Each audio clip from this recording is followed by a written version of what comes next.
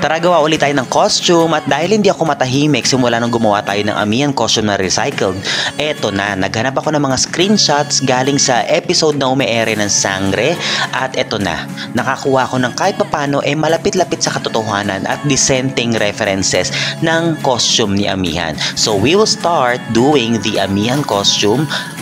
At uumpisahan natin siya with the headdress or headpiece ni Amihan. This is the Encantadia Sangre Chronicles 2025 version. Kaya medyo maraming details na iba. Again, ang kaibahan nito from the previous one, ito organic na minodernize kaya napakahirap na mga details. Sana kayanin natin, no?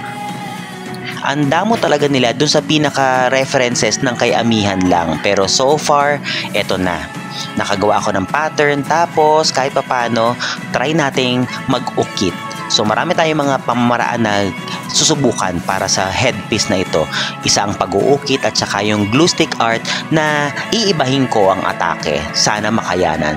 So watch out for more details lalo na sa paggagawa natin at pagbubuo ng costume ni Amihan 2025 version.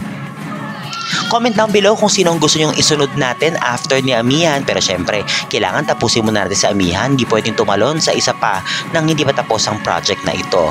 Bye-bye! Maraming salamat!